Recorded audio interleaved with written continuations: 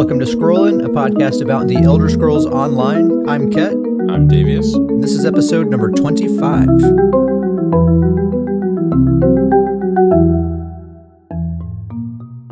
This week on the Gold Vendor, we have Plague Slinger Ring, Azure Blight Reaper Ring, Ring of the Night Mother, Mad Tinkerer's Ring, Vykosa's Helmet, and Baelorg's Helm.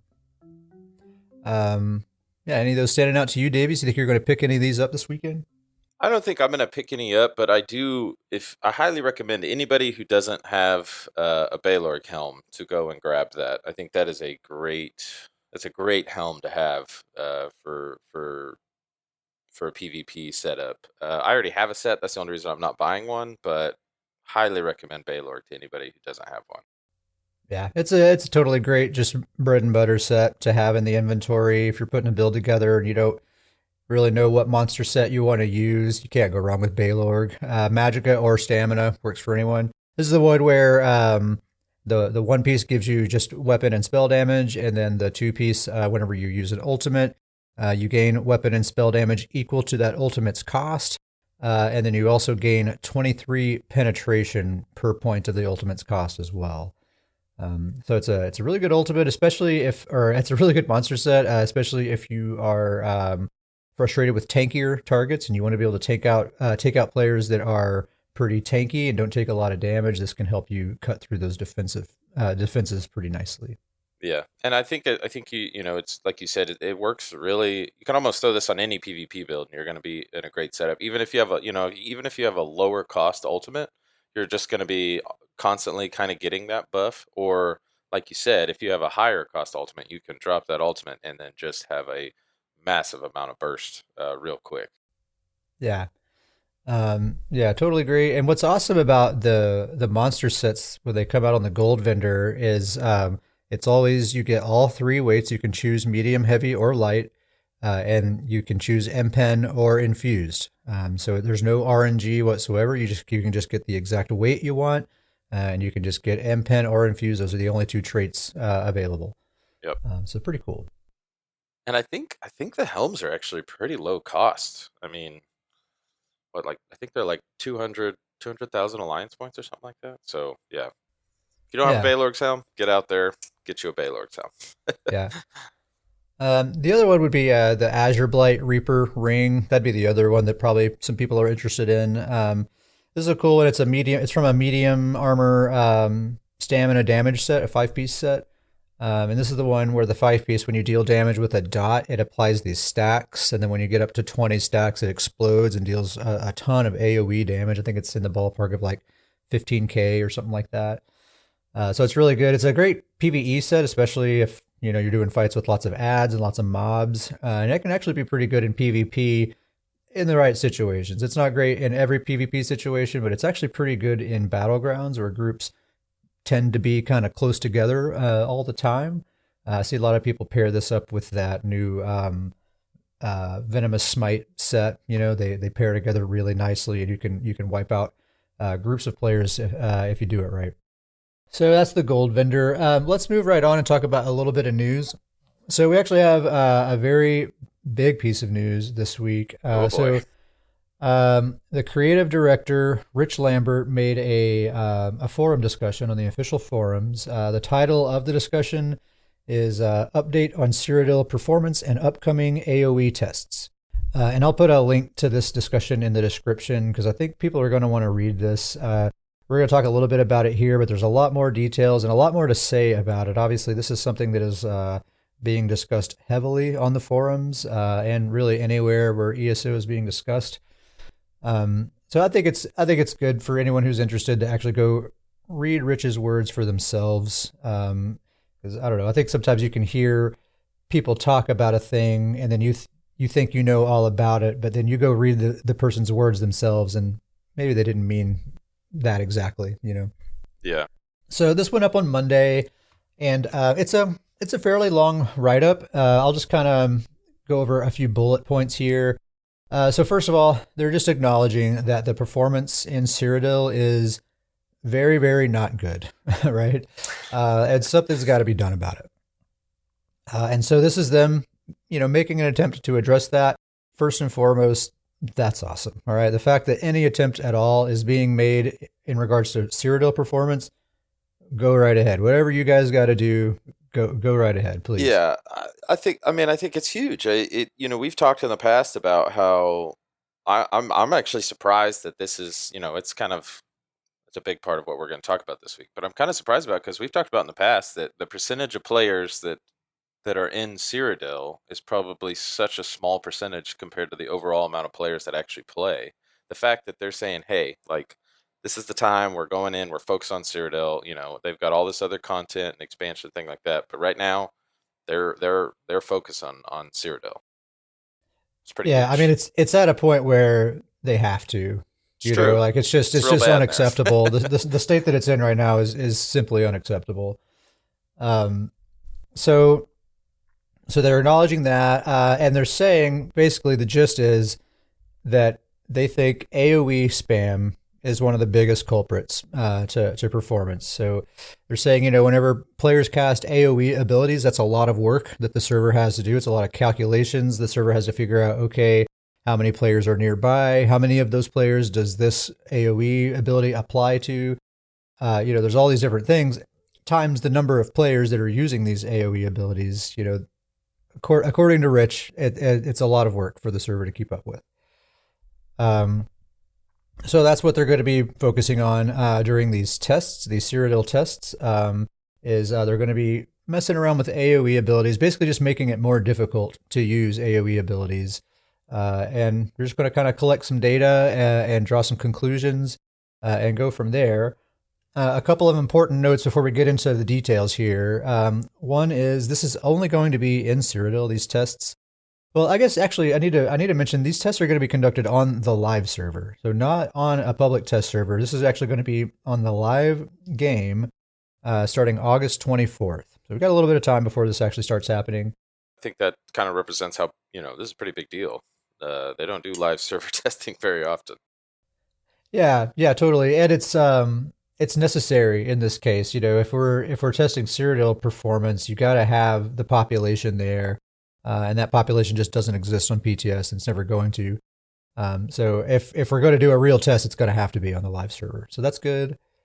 The test will only be in Cyrodiil, so it's not going to affect PvE whatsoever. It's not going to affect Imperial City or Battlegrounds. So everything's still going to be normal in those places. It's only going to be in Cyrodiil. And I think the most important thing to note is that this is a test. These are not actual proposed changes. This is basically, the way I view it, is a data collection exercise.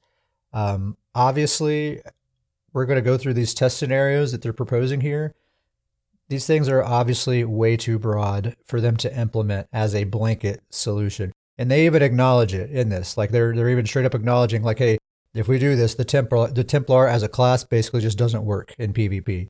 And obviously that's not something they're going to allow to happen, right? So this is just a test, just for the purpose of collecting data so that they can figure out what changes need to happen later. I think that's the most important thing to keep in mind here. So there's a few different tests that they're wanting to run, 4 different tests, and I think they said each test is going to last for about a week each. So test number 1. With test number 1, they're going to implement a shared global AOE cooldown. So what that's going to mean is that all AOE abilities are going to share a 3-second cooldown. And they give a specific example of a Templar. If a Templar casts Ritual of Retribution, it's an AOE ability, then they wouldn't be able to cast their Puncturing Sweeps ability for another 3 seconds, or any other AOE ability for 3 seconds. They're all on the same 3-second cooldown there. I know. Calm down. I know. Templars, the world is burning. Yeah.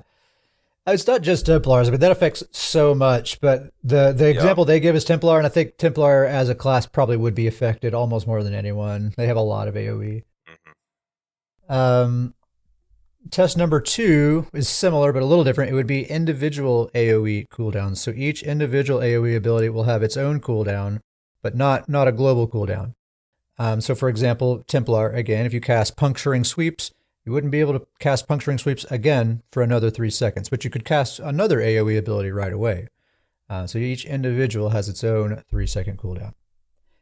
And I think that really puts into perspective how, like, okay, obviously this isn't going to be a solution that's Yeah, implemented as is. If a Templar can't spam, they're spammable. yeah. Obviously, That's that's a problem. that's not gonna be the final solution. Right. Even if they do in the end say, okay, all AoE abilities have a 3-second cooldown, then that would then mean a lot of abilities would have to be changed so that the classes would still function. Yeah. Right. Test number 3, I think this is the one that seems the most palatable to everyone who's read this.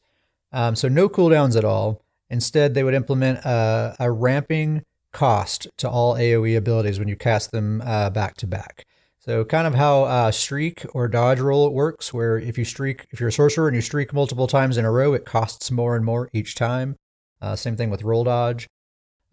So they're saying, let's try that for all AoE abilities. Each time you use it within a certain amount of time, I think it's like 5 seconds, then it costs more and more and more.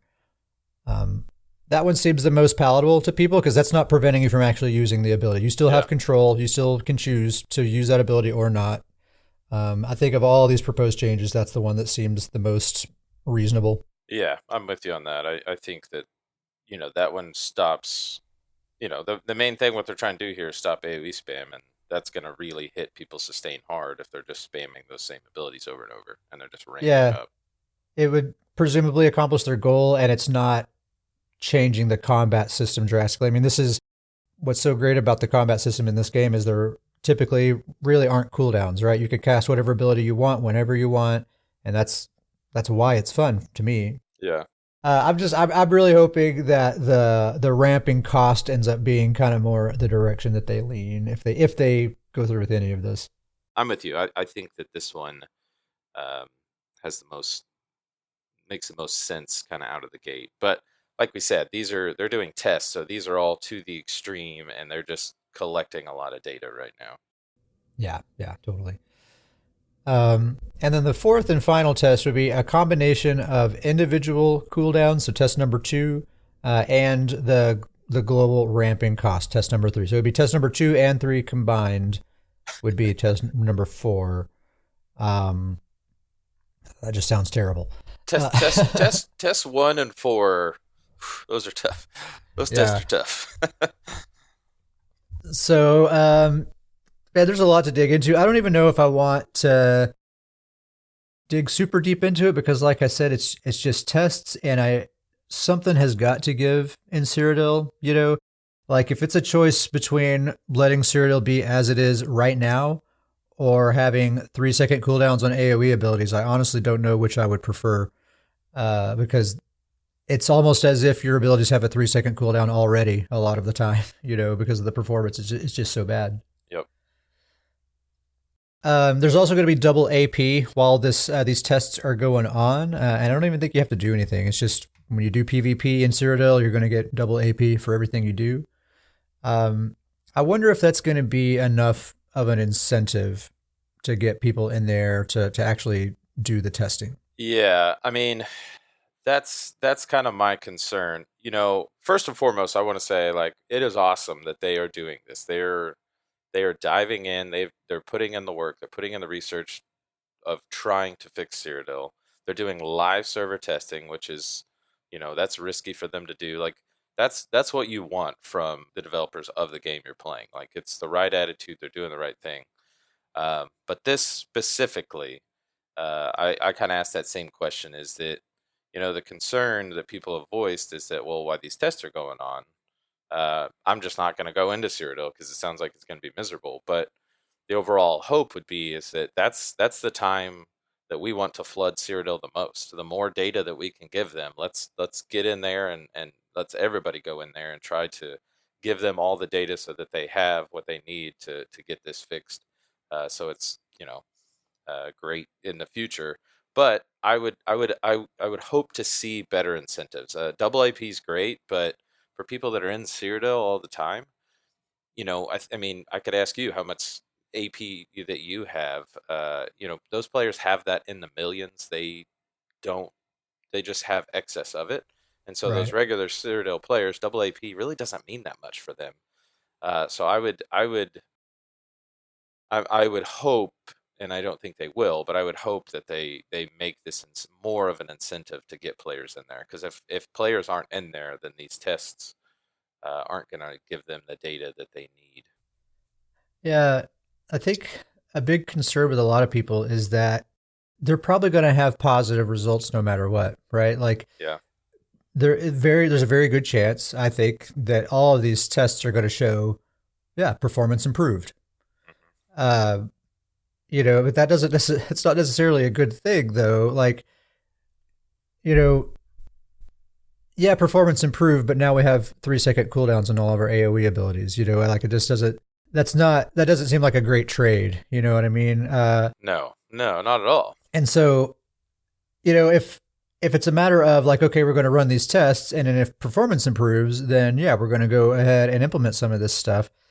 I think it's almost a foregone conclusion that performance is going to improve during these tests because of what you were saying. It's going to be a lower player population for sure. And plus, it just seems like these tests that are being implemented would probably have a positive effect on performance, Right. but at the cost of, I would say, ruining the feel and the flow of the combat system. Yeah, I just can't imagine that. I think that probably test 1 and 4 are probably the worst.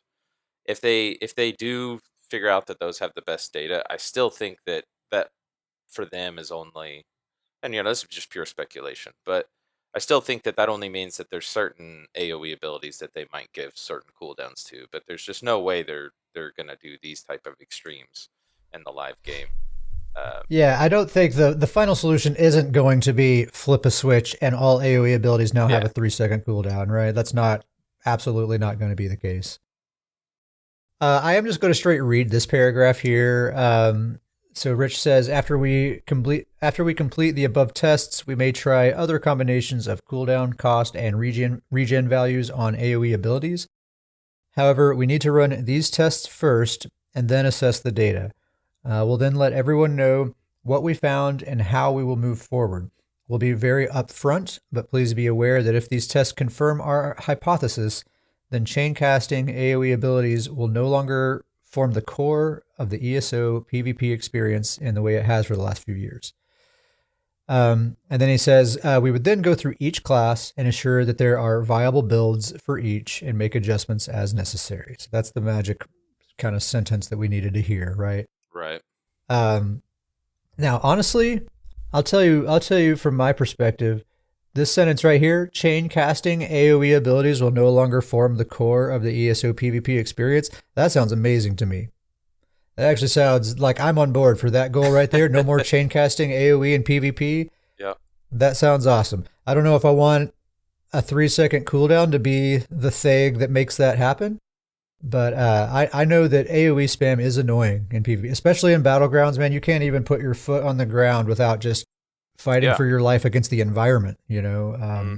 So I like that statement. I like that goal. That sounds good. I just hope that we take a good route to get there, and combat still feels good at the end of it. Right. Yeah, I think you just pulled out the magic sentence there is that chain casting AoE when it's just going on, it takes a lot of strategy out of the PvP experience and just it's hitting everybody, it's just going everywhere. And so if we can get that out of there and it's more strategic and you got to be more strategic about abilities that you're placing, that sounds fantastic. But like you said, we still have to have a good feeling to the combat system, which that's where that last sentence he said, I think is good to hear as well. Yeah, totally. So that's what's going on with the Cyrodiil AOE tests. It's really weird, really wild stuff. It's going to affect everyone quite a bit. Just a reminder: the tests are only happening in Cyrodiil, not going to affect the rest of the game whatsoever. I'm really curious to see what comes of this. I think overall, my take is I'm very positive just on the fact that they're trying to do something about Cyrodiil performance. So Right. if this is how they're going about it, this is how they think they need to go about it. Great, do what you got to do. Please make Cyrodiil better. Right. Well, and I'm going to bring up, just this because I think it's a good reference for, this is a massive change that they're talking about here. But I don't remember how long ago it was now. They talked about the change with uh, light attack weaving. They were talking about massive changes and different. It was a lot of heavy attack weaving, and they were going to change the damage. It was an overall massive Yeah. change that they were talking about because they were looking into it and what it would do for the game. They realized the player base was completely against it, wasn't a fan Yeah. of They it, totally dropped it. and they just dropped it. And I think that's a Yeah. great reference for us to kind of think back on, is that they do, they're not just going to completely anger the whole fan base. They want the fan base to like this game. Obviously, that's their business, and so. But I think that from a developer standpoint, they do a good job of listening to the overall fan base, player base. All right, so that's enough of that. Let's move on and talk about the public test server. So we are in week 3 of PTS. This is version 6.1.2. So the AOE tests that we just talked about, those are actually happening on the public test server right now. So if you don't want to wait till August 24th and you want to see what this is all about, then you can actually log on to PTS right now, go to PTS, or go to Cyrodiil, and check it out. See what it's all about. As far as skill changes go, there's really only one that I think is worth mentioning, and it's the Nightblade's Executioner passive. And I think this is really, really good. So currently, this passive, when it's fully ranked, what this passive does right now is when an enemy dies within 2 seconds of being damaged by an assassination ability, you restore 1876 magicka or stamina, whichever is higher. So the rework of this passive, it's pretty minor, but I think it's going to have a big effect. So now it's whenever an enemy dies within 2 seconds of being damaged by you at all with any ability. So it doesn't have to be an assassination ability. They just receive any damage from you whatsoever within the last 2 seconds.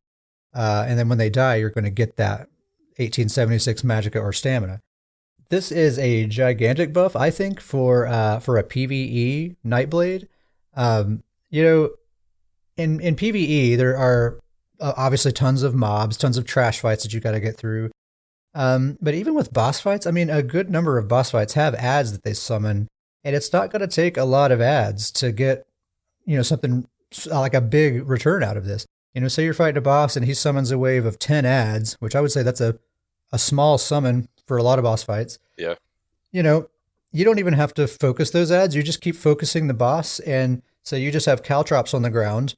That's damaging those ads. So as soon as they die, you're going to get 1876 stamina for every single one of those ads that die. So like 18,000 stamina when those 10 ads die. And you don't even have to focus them. Because the thing is, your assassination abilities, those are all single target abilities.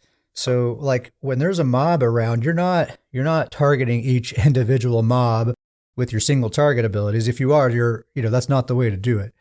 So typically Nightblades are getting hardly anything at all out of this passive, like almost zero, I would say. So they're going from getting barely anything out of this passive to now getting quite a bit, where you don't even have to pay attention to the mobs. Just have AoE on the ground, and when they die, you'll get a resource return, a big resource return. First and foremost, I feel like I have to comment that Nightblades have to be super pumped that they're getting some good news. Nightblades are getting a buff. How about that? That hasn't quite been the case of late. But yeah, I mean, you have definitely have a lot more experience on Nightblade than I do, but it definitely seems like a huge sustain PvE and PvP. PvE, obviously, you're killing things, are dying all the time with all the ads and, like you said, boss fights.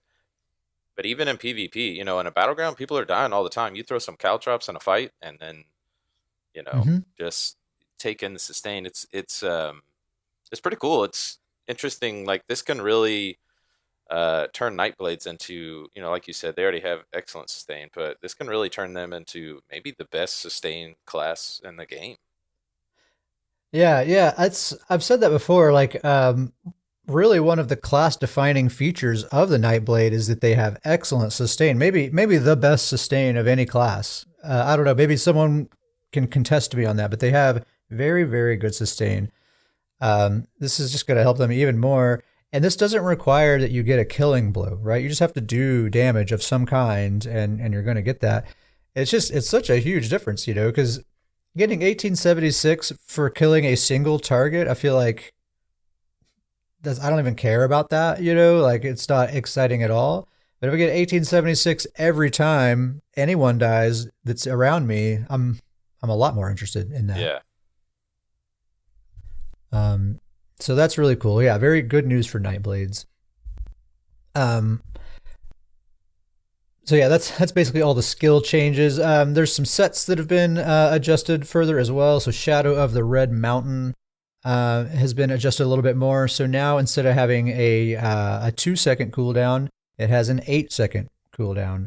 But the damage has been increased quite a bit. It's 12,840 instead of 5,918. So it's 12,000 every 8 seconds instead of basically 6,000 every 2 seconds. Yeah, I don't know. I kind of liked the every 2 second, that consistent just damage coming in every 2 seconds. I think is really really nice. 12,000 is a pretty strong proc. Yeah. That was my question for you on this, because I know this is a set you've worn in the past. Is that, do you think this change is a buff, or do you think this is a nerf? It probably depends on the player and the build. I think for me, it's probably a nerf. It probably is going to make me less interested in using this set because I prefer having the more consistent damage at a more frequent interval. I mean, it kind of depends because the fact that it's a guaranteed proc now means Yeah. you can I mean, count on when that proc is going to happen. So like, this proc's from doing damage with a weapon ability. So you could have critical charge from the two-handed skill line, and when you gap close someone, you know for sure that Red Mountain's going to proc right away. So if you're prepared to deliver all your burst all right at then, it could work out. I think it probably could work out pretty well. yeah. I mean, the 12,840, so it's actually even closer to, it's a little bit closer, it's closer to 13,000. Yeah, and with champion points and stuff, it'll be 14, 15,000. Calurian's Legacy. This is a favorite Magicka proc set. So they went back to requiring a critical strike in order to proc the set. I think that's a good change. It's a very, very strong proc, and having it be a guaranteed proc doing any kind of damage, I think is no bueno. So that's good. They say this set no longer excludes non-Magicka oriented attacks to proc its conditions. It's weird wording. I'm guessing that means stamina users. Like you could technically put this on a stamina build and it would still proc, although it's a Magicka set, so you're probably not going to do that. But I think that's what that means. Very interesting wording for sure. It's a great set though. Slightly bumped up the damage. It's now 14,200 instead of 13,290. So like 1,000 more damage. And the cooldown is still 10 seconds. Haven't changed that at all. Elemental Succession. They reduced the spell damage granted per element down to 492 instead of 550. Blessing of Potentates. This one's a bummer. So the two-piece bonus right now, it reduces damage from players by 5%. It's changed to 3% now. It's going to reduce damage from players by 3%. That seems, I'm interested by this one. I know that you use the two-piece bonus of this, and it's very popular in the PvP world because you just throw this on a backhand, a back bar weapon, two-handed weapon, and you just get that buff. Yeah, it's one of those. It's one of those items. It's like you got your build mostly filled out, but you got this one slot left. I'll just throw a Potentate sword on there, Yep. or whatever. I'm interested. Is this going to change it for you? Or are you going to find something else to slot that? Because 5%, that's not a whole lot, but it was enough to where it was like, okay, 5% less damage just makes sense. 3% less damage is almost, I don't know. I don't know if 3% less damage is worth having a whole slot for it, especially if, with the trainee set changing. The trainee set is the 3-piece, and it seems really a good 1-piece plug-in. I'm interested to see what happens to Potentates because I know right now it's really popular to just get that 2-piece bonus. I could see that popularity dropping quite a bit from this. Yeah, I could see that because that even if it's really not a huge change, it's just a 2% difference. It's just the number 3 doesn't look as enticing as the number 5. Like just it has this psychological effect. Well, I don't want 3, I want 5. It definitely makes me think twice about it. I mean, I use this on my Stamina Necromancer on his back bar. I have a Potentate's Great Sword. I'll probably keep it on him because it still makes sense on that character. Yeah.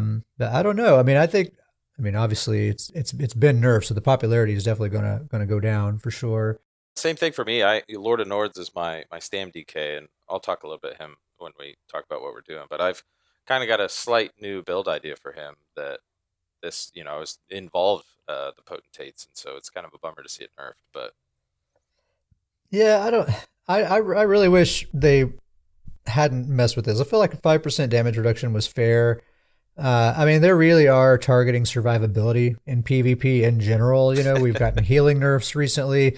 They've pumped all this damage into the game. And now, they're nerfing this. They're nerfing the impenetrable trait, which of course we have base critical resistance now. So I guess that invalidates that. But in general, they seem to be targeting survivability. They want people to die more in PvP, it seems like. Yeah, it definitely seems that's been the direction for a little while now.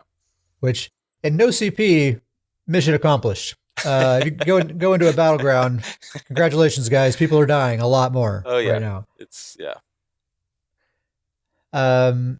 So let's talk about the Thrassian Stranglers, shall we? The weekly Thrassian update.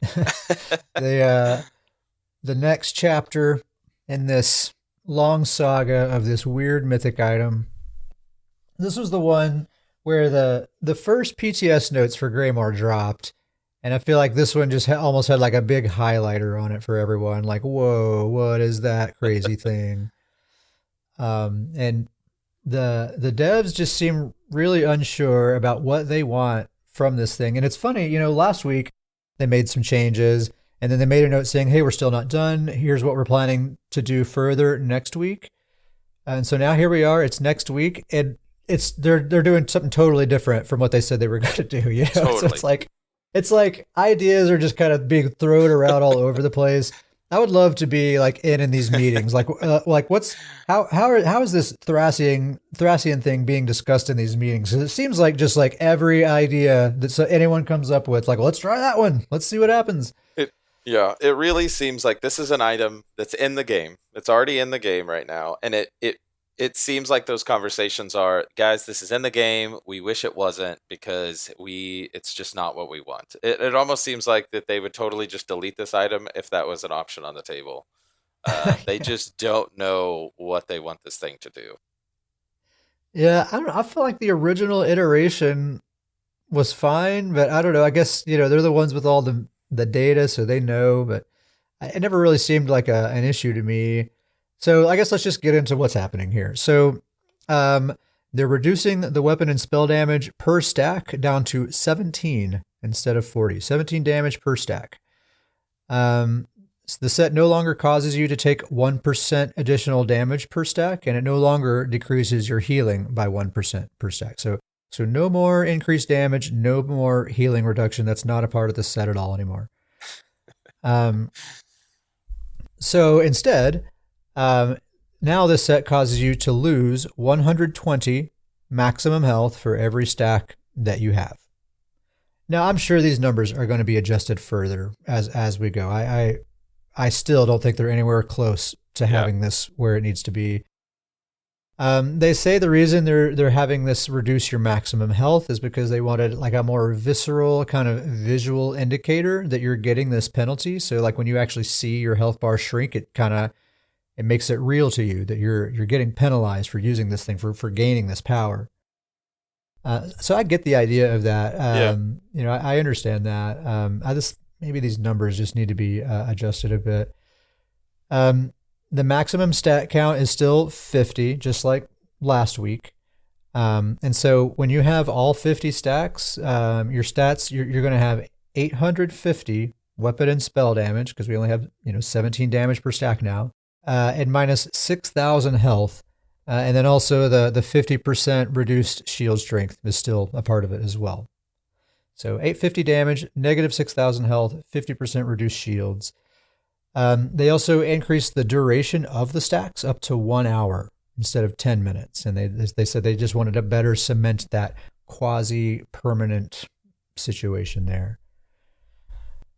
So there you have it, man. Totally new. This thing has gone through like 3 or 4 completely different iterations at this point. I'm just going to say some of my thoughts. basically my takeaway is that 50 stacks is way too much, especially since they reset so easily. Every time I go into stealth, every time I go through a loading screen, I lose all my stacks. If I die, I lose all the stacks. So I think the fact that I have to get 50 stacks, but then I can just lose them so easily, I think I would just be constantly frustrated by that.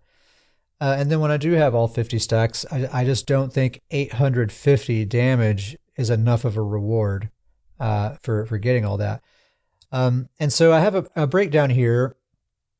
This is just kind of how I'm thinking about it. If I were trying to fit this into a build, I would have to be giving up a set bonus, right? This Thrassian Stranglers would be taking the place of a 5-piece bonus or a monster set 2-piece bonus or something like that. And just for easy math, I'm kind of assuming that every like damage kind of bonus is going to be roughly equivalent to the Giuliano's 5-piece bonus, right? About 300 weapon and spell damage. So let's just assume that whatever set bonus we're giving up for Thrassian Stranglers is roughly equivalent to about 300 weapon or spell damage as far as how it affects your total outgoing damage, right? So let's just assume we're doing that. We're taking 300 weapon and spell damage out of the build. So I'm going to subtract that from the 850 that we're getting from Thrassian Stranglers, right? So now we're down to 550 that we're actually getting. Then we got to factor in that we're losing that 6,000 health. And when you factor in champion points, it's actually a lot more than 6,000 health. It's actually like between like 7,000 and 8,000 health. The way it scales with champion points and stuff like that. So say you're a typical PvE DPS build, you probably have like 17k health, somewhere around there. And if you have all 50 of your Thrassian Stranglers stacks, let's say that takes 7,000 away. So now you're sitting at 10,000 HP. Obviously, that's not going to cut it in PvE. In like serious hardcore PvE, you can't have 10,000 health. So let's say we want to compensate a little bit, and we're going to add an extra 3,000 health to our health pool. And we're going to have to take that out of our Magicka or Stamina pool to do that, right? So that's going to put us at 13,000 health, which is still not nearly enough. But let's just assume like I feel confident about my abilities. I can make 13 work. Let's just, for the sake of this conversation. So I got 13,000 health, which means I had to take 3,000 away from my primary stat pool to do that. And 3,000 maximum Magicka or Stamina, as far as how that affects your damage, that's equivalent to about 285 weapon and spell damage. And we already subtracted 300 because of the set piece that we're giving up. So once we factor that in, we're really effectively getting about 265 weapon or spell damage from the Thrassian Stranglers. And that's while running 13,000 health. So if we actually wanted to run a reasonable amount of health, we'd be getting hardly anything at all. Probably nothing at all. Probably breaking from even. The Thrassian Stranglers. Maybe you're breaking even if you're lucky. And you have to land 50 killing blows to even get to that point, without dying and without going into stealth and without going through any loading screens. It's just not nearly enough of a reward and way too severe of a penalty for me to even bother at all. So, we always try to find the silver lining and look like, oh, okay, I could see how this could be a good thing in this sort of situation or whatever. But I'm not seeing it with this iteration of this item. And I think they still have a lot of work to do here. Yeah. Well, and I think, great breakdown there. So many good points there. But it's just, like you said, that you're losing the health is just almost going to be at an unrealistic level. And it's just so much work. It's, the amount of work it takes to get to 50 stacks is just, that's a lot of killing blows. And it's not like, we were just talking about that Nightblade passive where you don't have to land the killing blow. You just have to do damage and you get that resource return. Thrassian doesn't work like that. You have to be the one landing the killing blow to get the stack. Yeah. So 50 killing blows, I think, just makes it absolutely unattractive. Yeah. 50 stacks, in my opinion, completely, just the 50 stacks alone completely takes any PvP viability out of it. That's gone. Yeah. So, we're really just looking at it from a PvE standpoint, but totally getting 50 killing blows, even in a PvE standpoint, that's difficult. And with, like you said, having 10k health, or even like you said, if you make the changes 13k health, Can you imagine actually getting to the 50 and then you go into a tough boss fight, then you die, and then, you know, for the rest of that run or that dungeon, you're at a disadvantage at that point because you basically are wearing an item that's doing nothing for you because you're gonna have to Right. start those 50 stacks all over again. Yeah, Um, exactly. it just seems completely not worth it at this point. I think the damage that this item offers needs to be a ridiculous amount. It needs to be too much damage to resist, but then at what cost? You know, like I love the idea here that like you're getting this incredible power, but you Yeah, really are having to pay a price for that. It's a cool idea, but the amount of power versus the price that you're paying here is not. It's yeah, not it. Um, the damage, the total amount of damage has to at least be in the four digits. I think that people need to see that 4-digit number before they're going to properly salivate and want to get a hold of this thing. yeah. I agree with you. And and another point that we kind of briefly talked about, but until you have those 50 stacks, you're basically, like you said, you're giving up a set bonus. So you're basically negative 300, until I don't know how many Yeah. stacks you'd break even at, but probably, you probably need at least 25 stacks to say that you're actually breaking even on damage. So you're actually at a disadvantage until you get 25, 30 stacks in. It's just, it just doesn't make sense right now for a build. You know, the thing to keep in mind is there's no way they're done Yeah. with it. You know, I mean, like I it's been 3 weeks of massive changes. So yeah, we we'll, haven't seen the last. I think next week we'll see another iteration. We'll probably see another one the week after yep, that. I think this one's got a long road ahead of it, honestly. yep, I think so too. All right, well, why don't we take a quick break and we'll get back and talk about what we've been doing in ESO here lately. We'll be right back.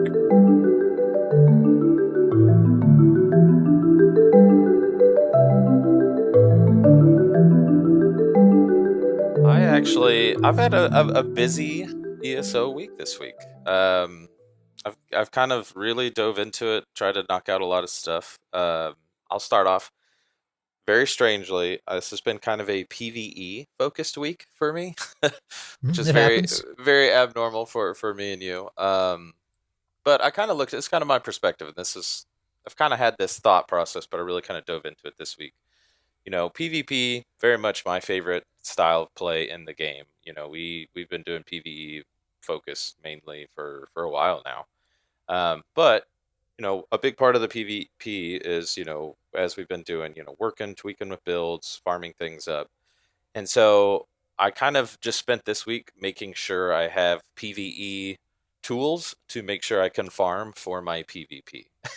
Yeah, And yeah. so I kind of wanted to finalize my PvE setups so that if when I need to start farming for PvE for PvP gear, that it's kind of easier and I'm more set up to do that.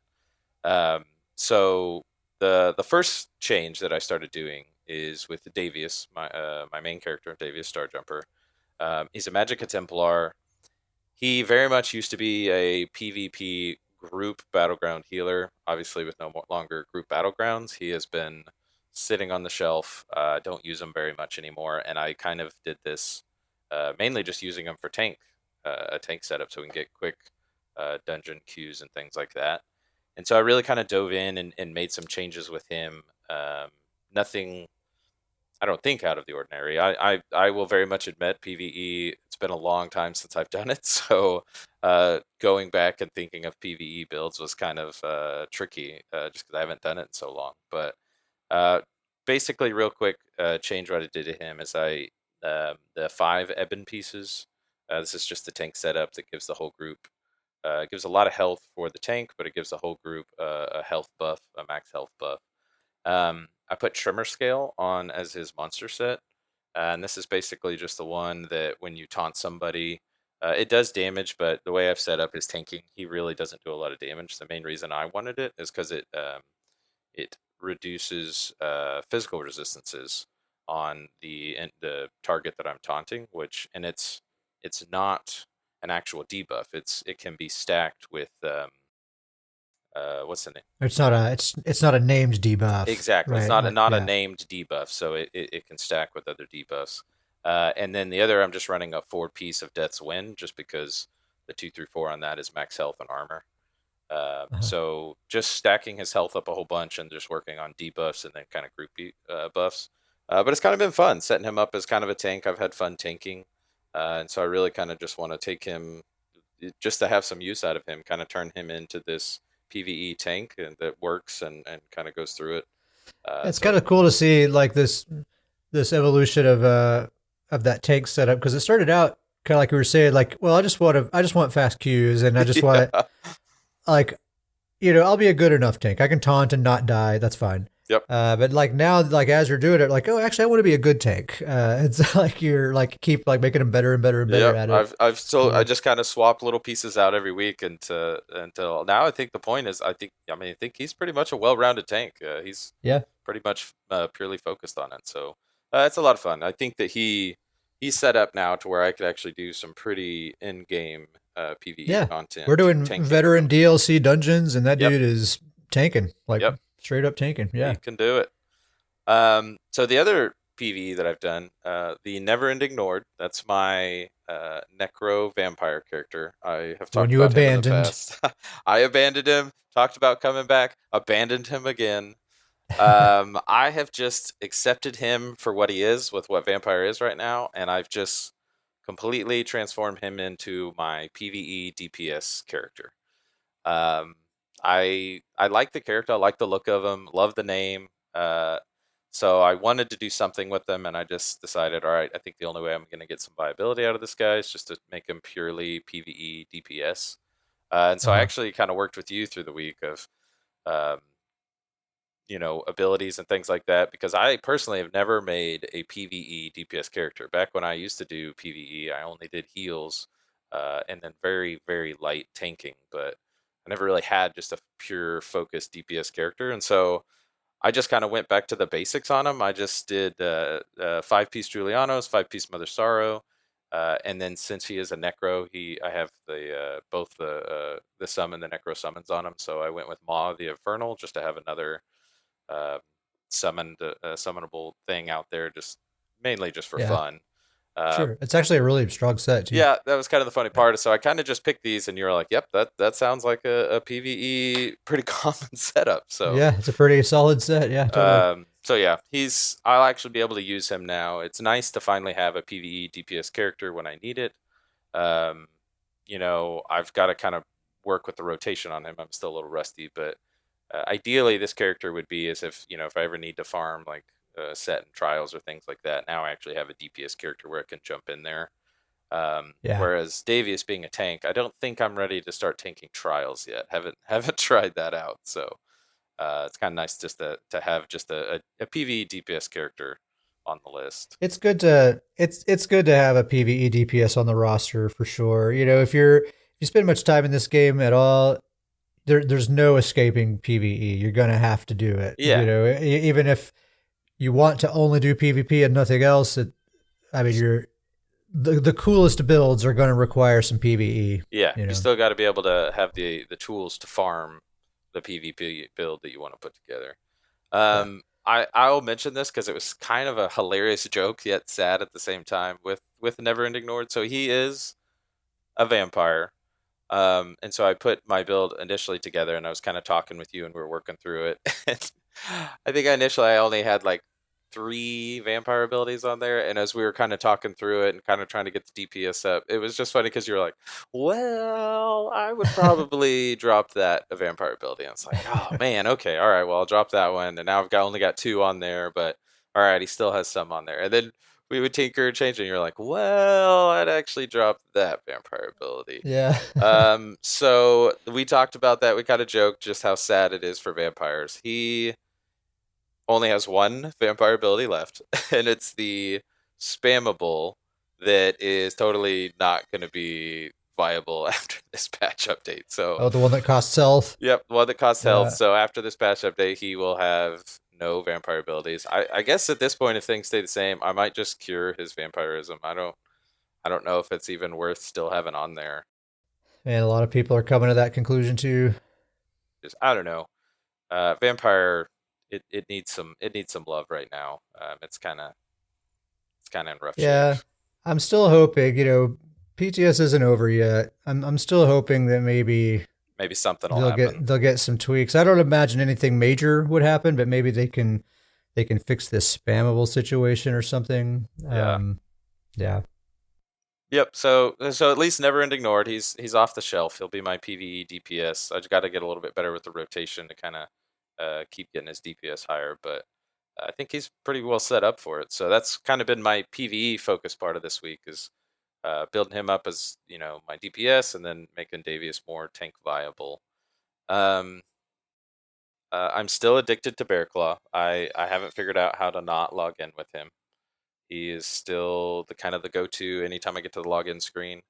I've actually done a lot of just sewer runs. I'll just go into Imperial City and just kind of run through the sewers with him just to kind of get some Telvar. He's built really great for that with with his tankiness, with the range, and then with the bear. It works out really well. Even if I run into other people in the sewers, um, usually usually if you run around the sewers, you run into bigger groups, but most of the time you just run into ones and twos, and he can usually handle it. Plus, he's pretty good with the bosses because I can kind of utilize the bear to kind of tank the boss for me a little bit while he takes it down. So, still loving that build. Still having a lot of fun with him. Just kind of did some sewer runs this week, which was still a blast. sweet. Um, and then kind of the last thing that I worked on, we talked about this a little bit, but I've kind of generated this new idea for my StamDK. Hmm. He is my 100% through and through ultimate build. He wears the Champion of the Hist as well as the werewolf hide, and so it's both of those are the 5 piece is just ultigen. One gives you um, 5 ultimate every time you take damage. It can do it every 5 seconds, and then the other one basically just gives you minor heroism buff at all times. And then he obviously has blood spawn. So all three of those sets are actually kind of getting buffs with the changes they've announced so far. So that's really exciting. But the one thing about this character is that I would like him to hit a little bit harder. And so he kind of seems like my perfect candidate for Malakath Band. I still haven't found a home for my Malakath Band ring. And so my idea with him is to drop one of those 5 piece Ultigen sets, which I don't know which one yet. I'll have to do some testing to figure out which one of those actually generates more ultimate.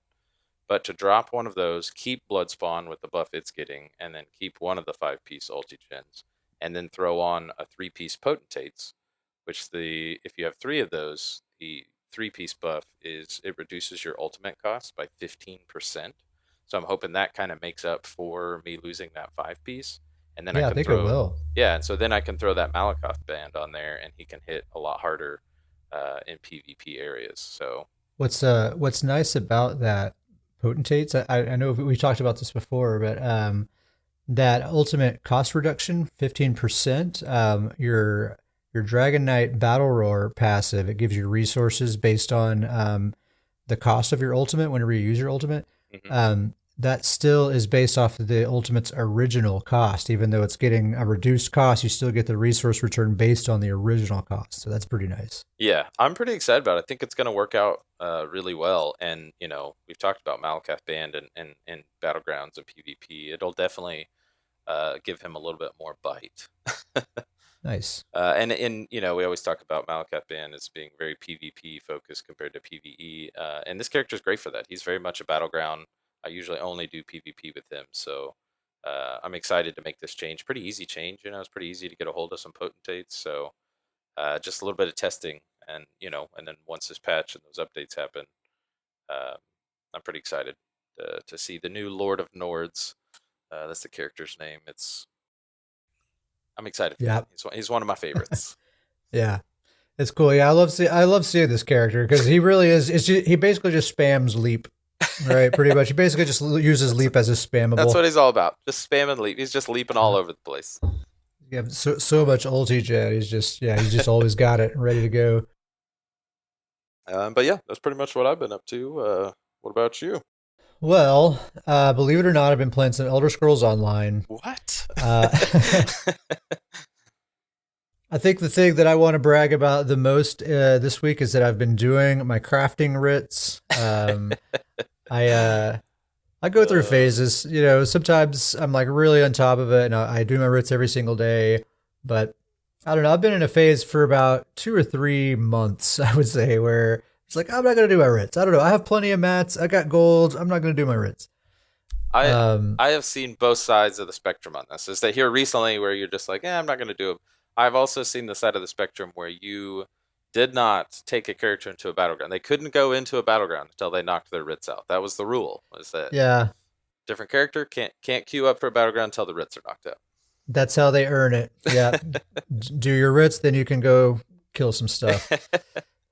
Yeah, I've been a lot less disciplined. I think honestly, just I got up to a certain amount of gold, and so it's just like, well, I'm comfortable. I don't feel as much of like I don't really need that income right now. Like, not that I have a ton. I have like 1 million gold, which I think is a lot. Most players who've been playing more than a year probably have about that much. Yep. So it's not like it's a ton, but it's enough for me to feel comfortable, and I can just kind of relax and not feel like I have to do writs every day.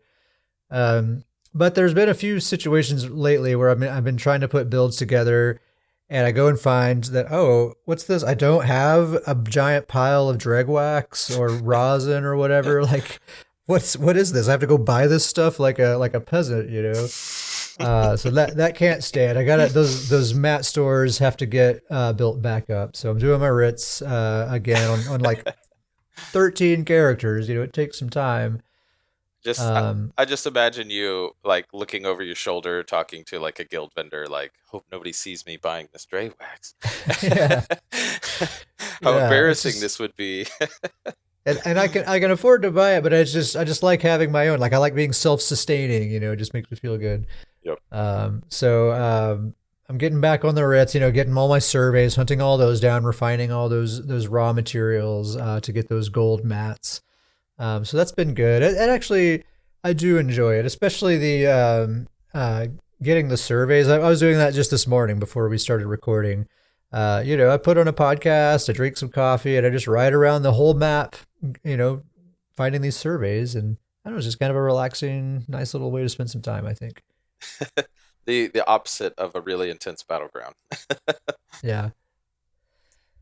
I've been spending a lot of time on my stamina sorcerer this week. I have to be careful with this guy because once I start playing with him, he tends to be the only character I ever want to play with. He's I mean, I don't know. We may as well rename this podcast to like the StamSorc cast or something because I feel like we talk about StamSorc a lot. It's a dangerous addiction. You know, you have to limit yourself. You have to have strong willpower with the StamSorc. You dip your toe in, very easy to become addicted. Yeah, it's just a fun play style, and it's like exactly my kind of play style too. You know, I'm just very drawn to it, and it's just super effective. You know, just plain and simple. Like when I jump into a battleground with my StamSorc, I get better results than I do with any other character. You know, including my main Old Betsy, my Stamina Templar, which is my favorite character, but the StamSorc gets better results, plain and simple. And it's just fun, super high speed, fast paced, really fun. I'm still basically running the same build that I've been running for a while. There's a build on my YouTube channel, but I've made some tweaks to get him upgraded for Greymore. So first of all, I finally got a master bow for him. So he's got a master bow in the back bar now, which is nice.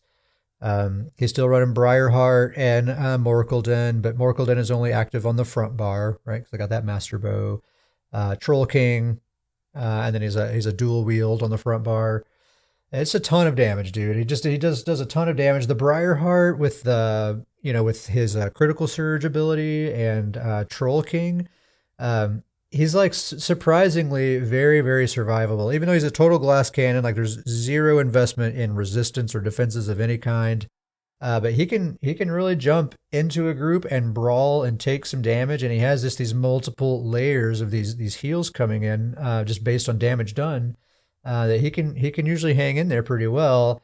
And if he does get in danger, man, it's just streaks just a button away, you know, and everyone is stunned. So it takes the pressure off of me, and I'm a long ways away from them. So when they break CC, I'm still safe.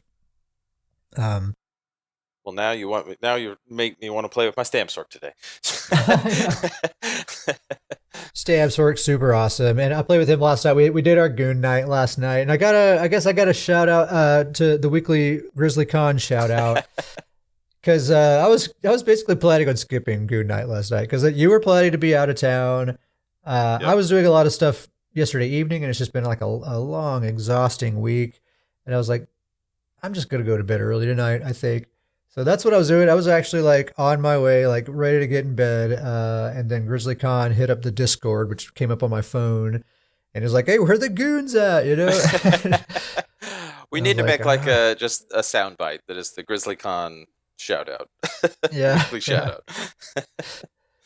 out. So I was like, "Well, all right, Grizzly's waiting. Get that goon better night not, going. better get it going." So we got in there and we actually had a good time. It was Grizzly and his buddy Murph, and we just went into the sewers and farmed some Televar. We went down both blue and yellow tunnels, and we made a friend at yellow. We went all the way down to their door, and one of their people came out and basically was like whispering us, like, "Hey, let's just be friends. I don't want to fight. I'm just farming Televar." And we're like, "Hey, that's totally cool, man. Go on." And what's funny is that same player later sent me an in-game mail and gave me 10,000 gold and said thanks for being cool. That's awesome. Look at I that. know. The old goon Yeah. night sit chair. Just Yeah. the adventures continue. um. Oh yeah. So just about the stamps work, I said I had kind of got him updated for the Greymore patch finally. So I did all that. I also gave him 4 well-fitted pieces of armor to account for that base crit resistance that we have now, and that was a very nice little cherry on top for this mobility focused build to have a lot of cost reduction for sprinting and dodging is really nice. My stamina necromancer Bobby Bobango is Ugh. finally finished. He's like for real, totally finished. I've been playing with him a lot as well this week, and this dude is totally vicious and so fun, so unique. Just a very one of a kind of build. I think I feel really good about this dude. It's the same setup I think that I mentioned last time. It's a sheer venom, poisonous serpent, Black Rose Prison Bow, and a Potentate's Greatsword on the back bar. So he's a bow build. The bow is his main weapon. He's a little wood elf, medium armor, well fitted, very roll dodgy, and just so much damage, man. And it's pretty funny. We talked about this a bit on our last episode about how the stats are deceivingly low. Like he barely even breaks 3,000 weapon damage, but the outgoing damage is significant, Oh, man. he's a And terror. He is the thing of ESO nightmares.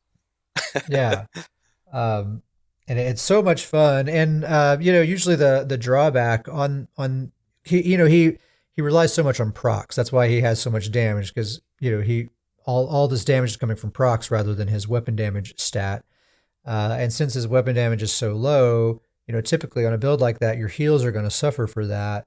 But he actually has a very good back bar with like a lot of healing power, a lot of damage mitigation, and multiple layers of healing as well. So he's like a lot more survivable than this type of build typically is, and he's honestly becoming one of my favorite characters to log in with. And like, I want to do some battlegrounds. I don't want to have to try too hard. I just want to kind of kill stuff. This guy's gonna fit the bill for sure. So yeah, I'm working on an outline to make a build video for him here pretty soon. So that should be coming. I don't know, sometime within the next couple of weeks. I'm not going to put myself on too strict of a deadline, but I am working on it. That'll be the next build that comes out. So we'll have a spotlight for that here on the podcast, and then a video that goes up shortly after that. That'll be fun. I'm excited for everybody to get to finally see what he looks like. It works so well. Yeah, He's like a little hobgoblin. yeah, really. He's very goblin-like. He's a wood elf. Wood elves are tiny already, and then when I created him, I made all the sliders as small as possible. And he has a thief personality, so he's like all hunched over and creepy looking, and he's got like this jack-o'-lantern sort of mask on, and yeah, he's cool. So, no emails this week. If you'd like to send us an email, you can email us at scrollinpodcast@gmail.com. That's scrollin with an IN, scrollinpodcast@gmail.com. Just let us know if you have any questions or suggestions for the show, something you'd like to hear us talk about. If you just want to tell us a funny joke or just say hello, all good things. We also have our guild. Our guild is called the Stoons Goons. Or no, not the Stoons Goons. It's just Stoons Goons. I debated on that when we were making the guild, and I think, no the is the better way. The right choice. Still plenty of openings for people who would like to join.